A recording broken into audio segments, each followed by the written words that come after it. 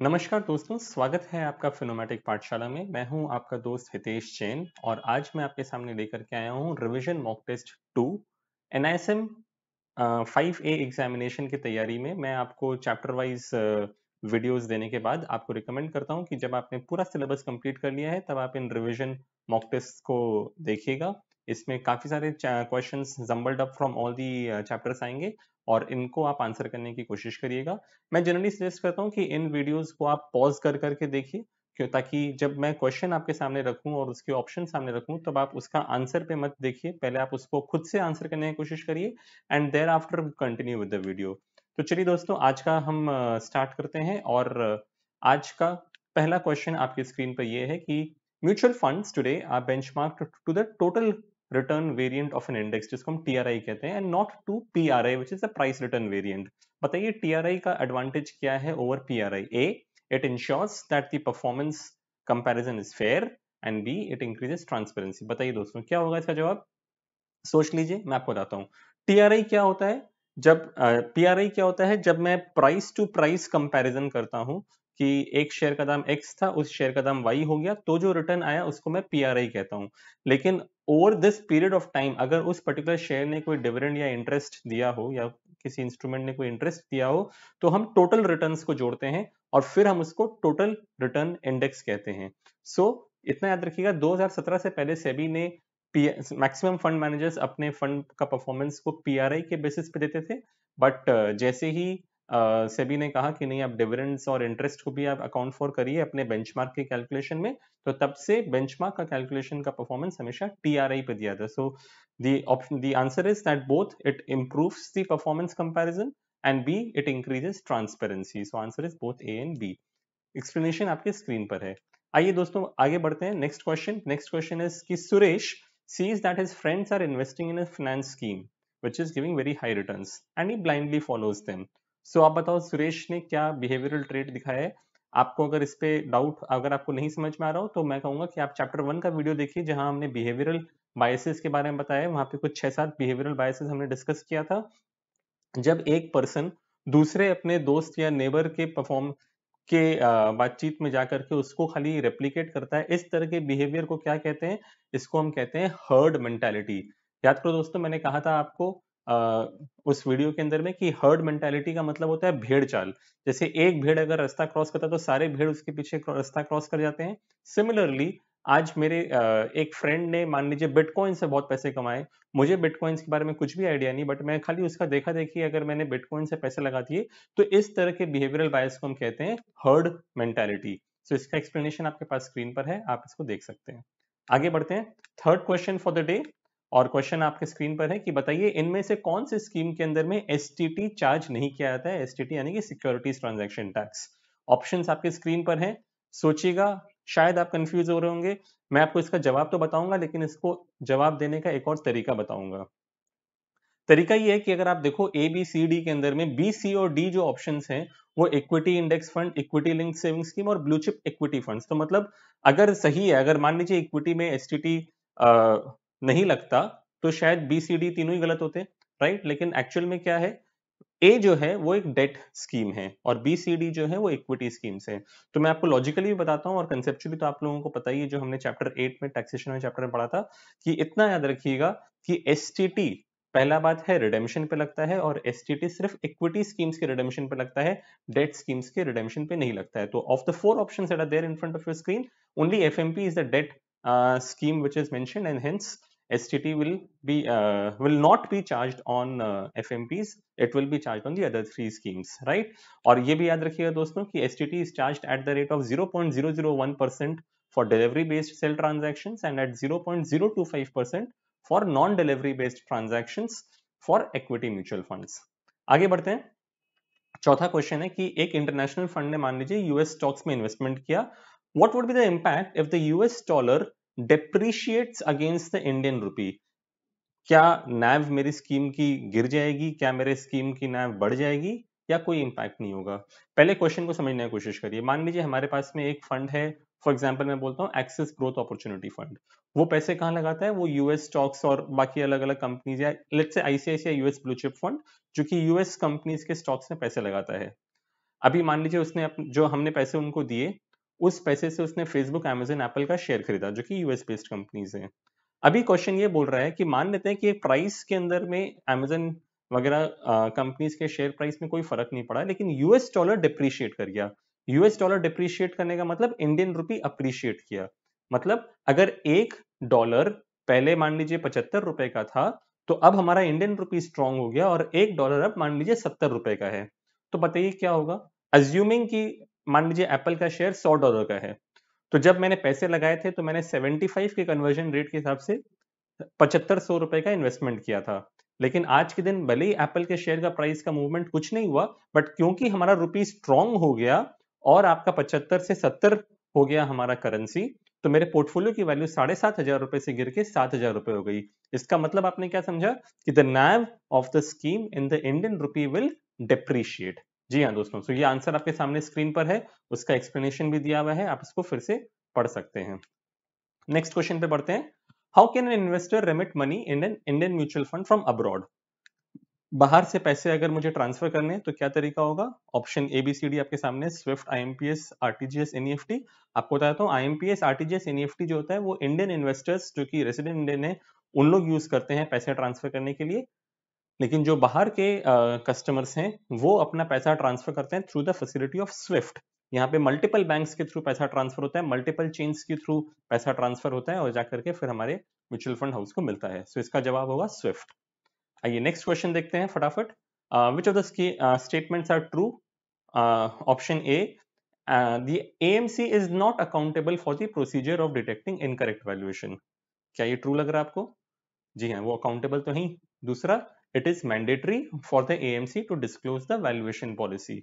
जी हाँ, AMCs को अपना वैल्यूएशन पॉलिसी डिस्क्लोज करना पड़ता है, वो अपने वेबसाइट पे भी डिस्क्लोज करते हैं और वो SAI में भी डिस्क्लोज करते हैं। तो बताइए इनमें से कौन सा स्टेटमेंट ट्रू है? हमने अभी क्या देखा, A फॉल्स था, B ट्रू था, इसलिए जवाब है कि सिर्फ B ही ट्रू है। राइट, चलिए आगे बढ़ते हैं। Next question, when is the SID updated? बताइए। अच्छा, आंसर तुरंत ही आपकी स्क्रीन पर आ गया। सो SID और SAI याद रखिएगा कि हर साल में एक बार उसको अपडेट करना कंपलसरी है। राइट, चलिए नेक्स्ट आगे बढ़ते हैं। Question 8, in case of ETFs the minimum investment in securities of a particular index, जिसको कि वो रेप्लिकेट कर रहा है या ट्रैक कर रहा है, वो बताइए कितना पैसा लगाना पड़ता है। मतलब मान लीजिए कि टाटा का सेंसेक्स फंड है जो कि सेंसेक्स को कॉपी पेस्ट कर रहा है, तो of the total amount of money that is the AUM of Tata Sensex fund, उसको मिनिमम कितना रुपया डिप्लॉय करना पड़ेगा to replicate the index? Option है आपके सामने, 100%, B 95%, C 85 और D 75%। इसका जवाब दोस्तों सोचिए, मैं बदल देता हूं। इसका जवाब है 95%। ऐसा क्यों? देखिए, सेबी ने आपको 5% की जगह दी फंड को कि भाई कल को मान लीजिए कोई रिडेम्पशन आया या रिडेम्पशन प्रेशर आया तो उनको रिडेम्पशन पे आउट्स देने में आसानी रहे, इसलिए उसके लिए 5% का बफर उन्होंने दिया फंड हाउस को कि आप पे आउट कर सकते हैं। बाकी 95% पैसा आपको उस इंडेक्स को रेप्लिकेट करने के लिए लगाना ही होगा। राइट, चलिए नेक्स्ट क्वेश्चन, क्वेश्चन नंबर 9। बताइए इनमें से ट्रू स्टेटमेंट कौन सा है गोल्ड ETF के लिए? पहला बोल रहा है कि क्रिसिल गिल्ट फंड याद रखिएगा डेट के लिए होता है, is widely used as a benchmark for gold. जी नहीं, ये हम लोग यूज नहीं करते हैं। B, gold ETFs are benchmarked against gold prices। जी हाँ sir, gold ETFs gold prices के अगेंस्ट बेंचमार्क होता है। See, there can be no benchmark, ऐसा तो है ही नहीं सर, हमारे हर ETF के सामने एक बेंचमार्क होना जरूरी है। और D, internationally it is proven that no need of any type of benchmark for gold ETF। क्या ये सही है? बिल्कुल नहीं। तो ऑफ द ऑप्शन ABCD सही जवाब आपके सामने स्क्रीन पर है, only option B is correct कि गोल्ड ETF का बेंचमार्क होता है गोल्ड प्राइसेस। ये भी याद रखिएगा कि जनरली गोल्ड प्राइसेस को हम लोग इंटरनेशनली जो गोल्ड प्राइस मूवमेंट होता है हम उसको ट्रैक करते हैं। Next question, mister Sonu reads about the risk factors given in the offer document and invests in an equity mutual fund scheme. After a few days the stock market crashes and the NAV goes down. बताइए सोनू ऐसे situation में क्या करेगा? मतलब समझ लीजिए आपके दोस्त ने पैसे लगाए after he has red the offer document, क्योंकि सेबी ने कहा था कि म्यूचुअल फंड में पैसे लगाने से पहले आप ऑफर डॉक्यूमेंट जरूर पढ़ लीजिए। और ऑफर डॉक्यूमेंट में याद करिएगा उन्होंने SID और SAI पढ़ने को कहा था, और SID के अंदर में सारे रिस्क रिलेटेड मेजर्स जितने भी रिस्क फैक्टर्स थे वो सब मेंशन्ड होते हैं। तो भैया आपने उसको पढ़ा, समझा और उसके बाद आपने पैसे लगाए। अब उसमें लिखा था कि भाई वहां पे मार्केट रिस्क है और एक्चुअल में मार्केट रिस्क हो गया, मान लीजिए कोरोना आ गया और मार्केट 40% गिर गया। ऐसे समय में क्या सुरेश या सोनू जो है वो सेबी के पास जाकर के अपनी कंप्लेन कर सकता है, या वो एएमसी से पैसे वापस मांग सकता है और वो ट्रस्टीज के पास जाकर के पैसे मांगेगा? जी नहीं, ऐसा कुछ नहीं होगा। He is not likely to get any remedy from the AMC.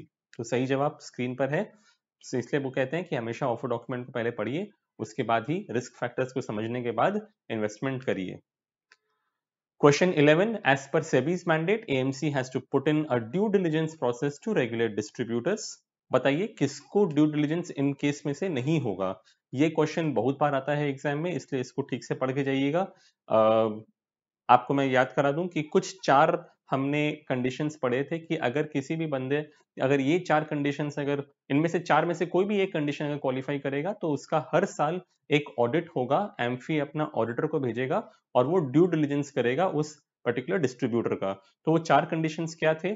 Second option में बोलता हूँ कि commission received of more than 1 crore और 125 lakhs।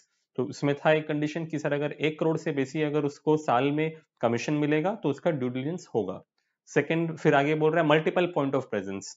तो बस अगर मल्टीपल पॉइंट ऑफ प्रेजेंस अगर मोर देन 25 लोकेशंस में है तो आपका ड्यू डिलिजेंस होगा। थर्ड बोल रहा है कि सिर्फ एक सिंगल म्यूचुअल फंड हाउस से अगर 50 लाख से ऊपर का अगर कमीशन मिलता है तो उसका भी ड्यू डिलिजेंस होगा। और चौथा याद करिए क्या था? अगर 100 करोड़ से ऊपर अगर आपका AUM है इन दी नॉन इंस्टीट्यूशनल कैटेगरी तो आपका ड्यू डिलिजेंस होगा। सो of the 4 options that is mentioned over here, option A में अगर मान लीजिए कोई एक MFD है जिसका कि 100 नहीं 60 ही करोड़ का अगर AUM है और सिर्फ अगर वो खाली कंडीशन ए ही क्वालिफाई कर रहा है तो उसका ड्यू डिलिजेंस प्रोसेस नहीं होगा। तो याद कर लीजिए, रिवीजन कर लीजिएगा, ये ABCD ऑप्शंस आपके स्क्रीन पे दिए हुए, पॉज करके फिर से एक बार पढ़ लीजिएगा। मैं आगे बढ़ता हूँ। Next question. The interim charges in a mutual fund scheme are updated to the investors in interim changes, sorry not charges, changes through how? बताइए, अगर मान लीजिए हमारे कोई एक स्कीम का एग्जिट लोड 1% था, अभी ड्यू टू मार्केट कंडीशंस मान लीजिए फंड हाउस ने एग्जिट लोड बढ़ा के 1.5% कर दिया, या लेट से 365 डेज को बढ़ा करके 540 या 730 डेज कर दिया। तो अगर ऐसा कोई चेंज कर दिया म्यूचुअल फंड स्कीम के अंदर ने, तो ये अपने इन्वेस्टर्स को कैसे अपडेट करेगा? क्या उसको अपना SID चेंज करना पड़ेगा? क्या SAI चेंज करना पड़ेगा? क्या KIM चेंज करना पड़ेगा? जी नहीं, वो अपने स्कीम के साथ में जब वो किम और जब अपना फॉर्म दे रहा है कस्टमर को तो वो उसके साथ में एक अडेंडम लगा के दे सकता है। तो दोस्तों इसका आंसर होगा अडेंडम। SID SAI और किम तो क्या है कि साल में एक बार हम अपडेट करेंगे, लेकिन इस तरह का कोई बीच में छोटा मोटा अगर चेंज होता है तो आप अडेंडम के थ्रू आप दे सकते हो, राइट? अच्छा चलिए नेक्स्ट क्वेश्चन पे आता हूँ। Which of these is not included in the KIM? बताइए, ABCD ऑप्शंस आपके सामने हैं, बताइए किम के अंदर में ये सारी इन सब में से कौन सा बात नहीं लिखा होता है? तो मैं आपको याद करा दूं दोस्तों, किम क्या था? KIM was a summary of SID and SAI। It's normally a 15 pager document जहां पे स्कीम का मोटा मोटी जितना इंपॉर्टेंट बात होता है वो आपको बता दिया जाता है, राइट? तो function of sponsors, trustees and AMCs जो है वो थोड़ी सी ज्ञान की बातें हैं, थोड़ी किताबी बातें हैं, जिसको कि हम SAI के अंदर में कवर करते हैं, लेकिन वो हम अगर 15 पन्ने के डॉक्यूमेंट में लिखने जाएंगे तो हम लिख ही नहीं पाएंगे कि स्पॉन्सर, ट्रस्टी और AMC का फंक्शन क्या है। इसलिए that is not included in the KIM. जी हाँ दोस्तों, सो क्या क्या इंक्लूडेड है आपके सामने स्क्रीन पे लिखा हुआ है। आगे बढ़ता हूँ। Next question, which of these investors is allowed to do a nomination? बताइए किसको नॉमिनेशन करना अलाउड है? खाली सिप इन्वेस्टर्स को? जी नहीं सर, मैं लमसम करूंगा तो भी तो मैं नॉमिनेशन कर सकता हूँ। इंस्टीट्यूशनल इन्वेस्टर्स को? नहीं सर, ये तो नॉन इंडिविजुअल है, इसको मैं कैसे करूंगा? खाली इक्विटी म्यूचुअल फंड में इन्वेस्ट करने वाले लोगों को? नहीं सर, अगर मैंने अगर डेट फंड में इन्वेस्टमेंट किया तो क्या मैं नॉमिनेशन नहीं कर पाऊंगा? जी नहीं, मैं कर पाऊंगा। सो इसका आंसर होगा कि सिर्फ इंडिविजुअल इन्वेस्टर्स को ही नॉमिनेशन की फैसिलिटी अलाउड है। अगर कोई भी तरह का नॉन इंडिविजुअल इन्वेस्टर है, मान लीजिए वो कोई कंपनी हो, ट्रस्ट हो या HUF पार्टनरशिप फॉर्म वगैरह हो, उनके लिए नॉमिनेशन की फैसिलिटी नहीं होती है, सिर्फ इंडिविजुअल इन्वेस्टर्स के लिए नॉमिनेशन की फैसिलिटी होती है। आइए आगे बढ़ते हैं। Next question, in which of these options will the unit balance increase? जैसा आपको पता है, एक बार मैंने इन्वेस्टमेंट कर दिया, मान लीजिए मुझे 1000 यूनिट मिल गए, तो नॉर्मली तो मेरा यूनिट बैलेंस हमेशा कांस्टेंट रहता है, राइट? आप याद करिए, हमने कहा था कि हर स्कीम के 3 ऑप्शंस होते हैं, एक होता है ग्रोथ ऑप्शन, एक होता है डिविडेंड पे आउट ऑप्शन, एक होता है डिविडेंड री इन्वेस्टमेंट ऑप्शन। याद करिए डिविडेंड का नाम चेंज होके अब क्या हो गया, IDCW, इनकम डिस्ट्रीब्यूशन कम कैपिटल विड्रॉल। तो बताइए of the three options that I mention just now, growth option IDCW, री इन्वेस्टमेंट ऑप्शन IDCW, पे आउट ऑप्शन और रिडेम्पशन तो कोई ऑप्शन ही नहीं है। तो बताइए किसके अंदर में यूनिट बैलेंस बढ़ेगा? जवाब है IDCW री इन्वेस्टमेंट ऑप्शन, यानी कि डिविडेंड री इन्वेस्टमेंट ऑप्शन, क्योंकि आपका जो डिविडेंड अक्रू होता है वो आपको एक्स डिविडेंड प्राइस पे आपको दे दिया जाता है, तो आपका यूनिट बैलेंस बढ़ जाता है। चलिए आगे बढ़ते हैं। In India the mutual funds are constituted as, बताइए, तो बहुत बेसिक सा क्वेश्चन है। हमने चैप्टर 3 के शुरुआत में यही कहा था, ये फर्स्ट स्लाइड थी मेरी चैप्टर 3 की, कि म्यूचुअल फंड इंडिया में ट्रस्ट की तरह बनता है and it is governed by the Indian trust act 1882। चलिए ये सब बहुत लॉलीपॉप क्वेश्चन हैं, ये सब एग्जाम में गलत नहीं होना चाहिए। नेक्स्ट क्वेश्चन है dash is the risk of mispricing और improper valuation of derivatives, counterparty risk, model risk, basis risk and credit risk. ये थोड़ा सा डिफिकल्ट क्वेश्चन है बट मैं आपको समझा दूं, इसका जवाब होगा basis risk, sorry model risk. And model risk ऐसा क्यों है? क्योंकि डेरिवेटिव्स को प्राइस करने के लिए एक सर्टेन मॉडल हम लोग यूज करते हैं। जनरली ब्लैक शोल्स मॉडल एक मॉडल है जिसके थ्रू हम ऑप्शंस की प्राइसिंग करते हैं। तो अगर उसके अंदर में कोई भी फैक्टर को हमने इम्प्रॉपरली अगर वैल्यू कर दिया तो there can be a risk of mispricing. So model हम कौन सा यूज कर रहे हैं उससे बहुत फर्क पड़ता है कि डेरिवेटिव्स का क्या वैल्यूएशन हम निकाल रहे हैं। Question 18 is which of these funds are suitable for investors who have a long term investment horizon and are looking for growth?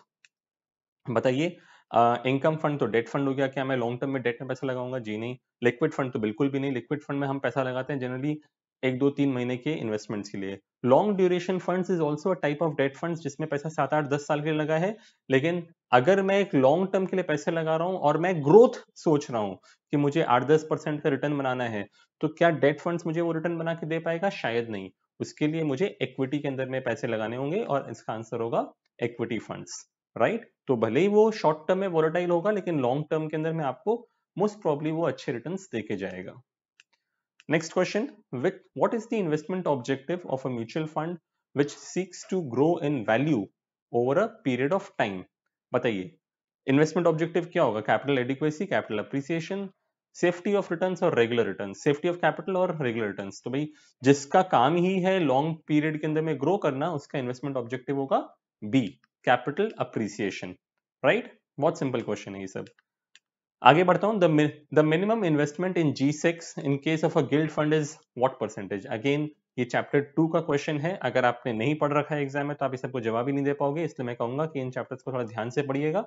Minimum 80% पैसा G6 गिल्ड फंड्स को G6 में लगाने पड़ते हैं, ये सेबी का रिक्वायरमेंट है। जैसे आप याद करो लार्ज कैप फंड से मैंने आपको कहा था कि मिनिमम 80% पैसा आपको लार्ज कैप स्टॉक्स में लगाने होते हैं, वैसे ही गिल्ड फंड्स के अंदर में मिनिमम 80% पैसा आपको G6 में लगाना कंपलसरी है। Next question, investors can choose to change the distributor or go direct. मतलब मैं चाहूं तो मैं एक बैंक से अपना डिस्ट्रीब्यूटर चेंज करके एक IFA के पास, एक MFD के पास जा सकता हूं, या फिर मैंने अगर पैसे रेगुलर प्लान में लगा रखे तो मैं उसको डायरेक्ट प्लान में चेंज कर सकता हूं। तो क्वेश्चन क्या पूछ रहा है? क्वेश्चन पूछ रहा है कि will need to comply with after getting a NOC from the existing distributor. बताइए अगर मुझे क्या कभी अपना डिस्ट्रीब्यूटर चेंज करना है या रेगुलर से डायरेक्ट जाना है तो क्या मुझे किसी की NOC की जरूरत है? जी नहीं, मुझे कोई NOC की जरूरत नहीं है। I can just sign a change of distributor form and submit it to the RTA, and on that basis my distributor will get changed. I will not have to go back to my old distributor and ask for a NOC from him, right? आइए 22nd question, dividend warrants have to be sent to the investors within 30 days of dividend declaration. बताइए true है कि false है? जी हाँ, ये true है। आपको minimum 30 days के अंदर में डिविडेंड वारंट्स आपको भेजने ही पड़ेंगे जिस दिन आपने डिविडेंड डिक्लेयर किया है। Next question, the principle of caveat emptor applies to mutual fund investments, true or false? Caveat emptor क्या होता है? इसका मतलब होता है let the buyer be aware. मतलब जैसा हमने इंश्योरेंस में पढ़ा था वही सेम रूल अप्लाई होता है म्यूचुअल फंड्स के इन्वेस्टमेंट से भी, कि सेबी आपको कहता है कि भाई please read the offer document carefully before investing. तो मतलब आपको as an investor, as a buyer आपको बोल रहा है कि आप पहले खुद पढ़ लीजिए, समझ लीजिए और फिर समझ में आए तब आप इन्वेस्टमेंट करिए। तो this principle definitely applies to mutual fund investments, right. आगे बढ़ता हूं। 24, passive funds are safe as the NAV of these funds will not go down even when the market falls। क्या ये ट्रू है? बिल्कुल नहीं सर। पैसिव फंड मतलब क्या होता है? पैसिव फंड का मतलब होता है कि सर वो किसी इंडेक्स को रेप्लिकेट करेगा, कॉपी पेस्ट करेगा। तो सर अगर बाजार गिरेगा, तो अगर मान लीजिए सेंसेक्स गिरेगा, तो क्या सेंसेक्स फंड्स नहीं गिरेंगे? जी हाँ, वो भी गिरेंगे। So this is a false, and because passive funds will replicate the index. If the index is to fall, then the passive funds will also fall. The NAV of these funds can definitely go down, right? Last question for the day.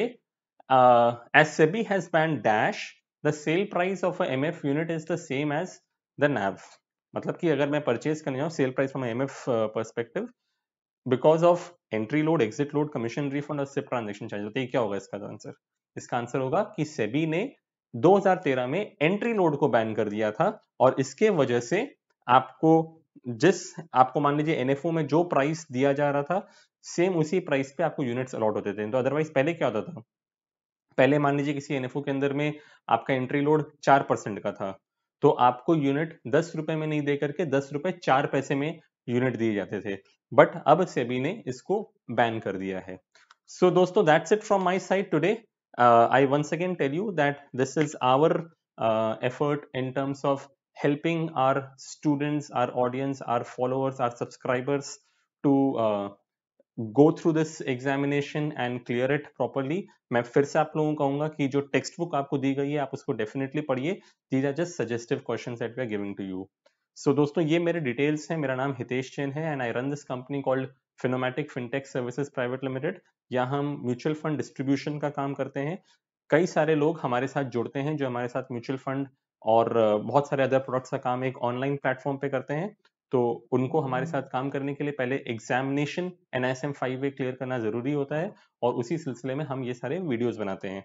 So if you have any doubts, any details, you can ask us the question in the comment section, और may be mail us the required queries that you have. So that's it from me for today. जल्द ही आप लोगों से मिलता हूँ next revision video में। तब तक के लिए धन्यवाद।